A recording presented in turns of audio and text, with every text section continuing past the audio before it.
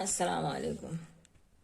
حضور کے ساتھ بہنوں، چونکہ اللہ تعالیٰ نے اپنے حبیب صلی اللہ علیہ وسلم کے امت سے بھی اپنے محبوب کے صدقے سے بہت محبت رکھتا ہے، اور وہ یہ بات کسی صورت سے نہیں جانتا ہے کہ میرے محبوب کی امت جہنم کی آگ میں جلے، اس لیے اس نے ایسے ایسے ذریعے اور وسیلے پیدا فرما دیے ہیں جن کی وجہ سے بعد مرنے کے بھی امت مسلمہ نجات پا سکتی ہے۔ مثلا نماز، جنازے کے وقت دعا کا پڑھنا۔ امید ہے کہ خداوند عالم کسی نہ کسی دیندار کی دعا قبول فرما لے۔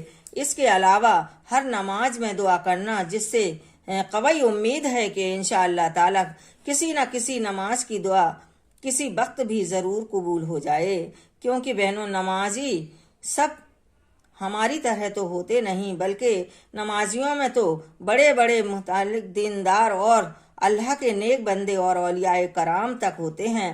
ان میں سے اگر کسی کی دعا بھی قبول ہوگی تو مسلمان مردوں اور عورتوں کا بیڑا پار ہو گیا۔ اس کے علاوہ جیسا کہ حدیث میں آیا ہے کہ شب برات کے روز اللہ تعالیٰ اتنے گنہگاروں کو عذاب سے نجات دیتا ہے جتنا قبیلہ بنی کلب کی بکریوں کے بال ظاہر ہیں۔ اس صورت میں بھی مسلمانوں کو نجات ملنے کی امید ہے۔ اسی طرح عید، بقرعید، محرم کے عشرے میں، رمضان المبارک کے آخری عشرے میں اللہ تعالیٰ بے شمار گنہگاروں کی بخشش فرماتا ہے، اور بشرط مسلمان ایسے ہوتے ہیں جن کو اولیاء کرام کے طفیل سے، ان کی محبت کی وجہ سے، ان کی نظر و نیاز کی برکت سے نزع کے وقت سے لے کر قبر تک نجات ہو جاتی ہے، اور ان کی محبت تو عجیب عجیب رنگ لاتی ہے۔ بہنوں، حضور صلی اللہ علیہ وسلم ارشاد فرماتے ہیں کہ یعنی جو شخص جس سے محبت رکھتا ہے اس کے ساتھ ہوگا۔ ظاہر ہے کہ بہنوں، بزرگان دین سے محبت رکھنے والے، ان کی نظر و نیاز کرنے والے، گوش پاک کی 11ویں شریف کرنے والے، امام علی مقام شہدائے کی کربلا کی ارواح مقدسہ کو ثواب پہنچانے والے، سبیلیں رکھنے والے مسلمان کسی کے ساتھ ہوں گے، یہ انہیں بزرگان دین کے ساتھ ہوں گے جن سے محبت کرتے ہیں، اور جب ان کے ساتھ ہوں گے تو کیا ان کی نجات بمغفرت نہ ہوگی؟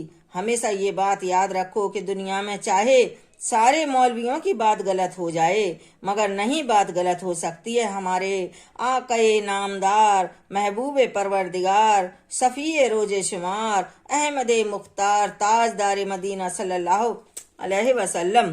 حضور نے ارشاد فرمایا ہے کہ ہر شخص اس کے ساتھ ہوگا جس سے محبت رکھتا ہے۔ بس یہ بات پکی ہے کہ کسی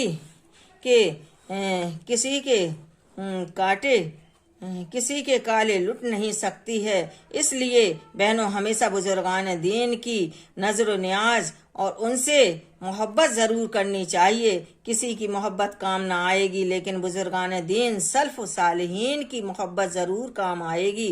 غرض کہ بہنوں، اللہ تعالیٰ نے گنہگار امت رسول کی بخشش اور مغفرت کے لیے ہزاروں حلیے اور بہانے مقرر فرمائے ہیں، چنانچہ انہیں حلیوں میں سے ایک حلیہ ایصال ثواب یعنی فاتحہ درود کا بھی ہے۔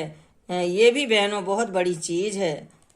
سورہ فاتحہ کی فضیلت۔ بہنوں، سورہ فاتحہ الحمدوں کی سورت کو اتنی بڑی فضیلت حاصل ہے کہ سیرت جلی اور تفسیر عزیزی میں لکھا ہے کہ اگر سورہ فاتحہ کو ترازو کے ایک پلڑے میں رکھ دیا جائے اور تمام قرآن پاک کو دوسرے پلڑے میں رکھ دیا جائے تو سورہ فاتحہ ہی کا وزن زیادہ نکلے گا۔ اسی طرح تفسیر البیان میں ہے کہ جس نے ایک مرتبہ الحمدو پڑھی اور اس کو اللہ تعالیٰ اتنا ثواب عطا فرماتا ہے کہ گویا اس نے پورا قرآن تلاوت کیا، اور سارے ایمان والے اور ایمان والیوں کو یعنی کل جہاد کے بھوکوں کو کھانا کھلایا، پانی پلایا، اور ساری دنیا کے حاجت مندوں کو کپڑا پہنایا۔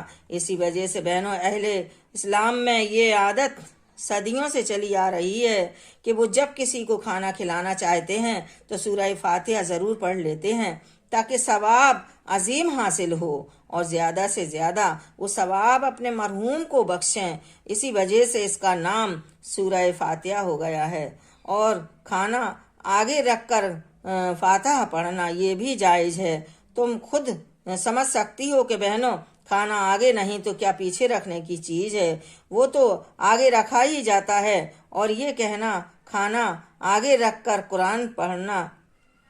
कुरान पाक ना पढ़ना चाहिए, ये तो बहनों बिल्कुल लग़वियात है। अगर ऐसा होता तो खाना आगे रखकर मुसलमान लोग बिस्मिल्लाह रहमान रहीम क्यों कहकर खाते हैं?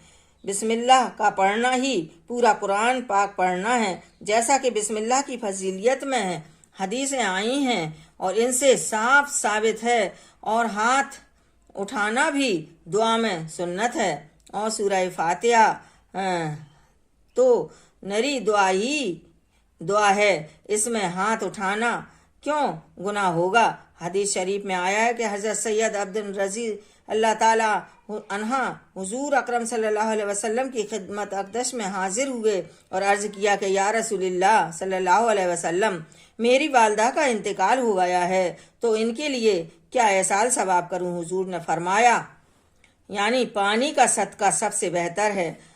हजरत सैयद रजी अल्लाह अन्हा ने कुआं खुदवा दिया और फिर आपकी खिदमत में हाजिर हुए और आप तशरीफ ले चलिए, इसी का सवाब मेरी माँ को पहुँचा दीजिए। हुजूर अकरम सल्लल्लाहु अलैहि वसल्लम कुएं पर तशरीफ ले गए और किनारे खड़े होकर आपने फरमाया, यानी आए मेरे अल्लाह, इसका सवाब सैयद की वालदा को पहुँचे। बहनों, इस हदीस शरीफ से मालूम हुआ है कि जिस चीज़ का सवाब पहुँचाना हो उसका सामने होना ज़्यादा बेहतर है, वरना सरकार रिसालत सल्लल्लाहु अलैहि वसल्लम ये फरमाते हैं कि जाओ दिल में नियत ही कर लो, बस सवाब इनको पहुँच जाएगा।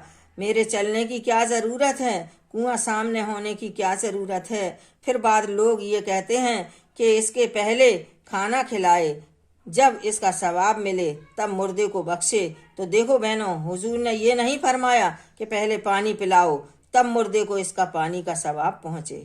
सुभान अल्लाह।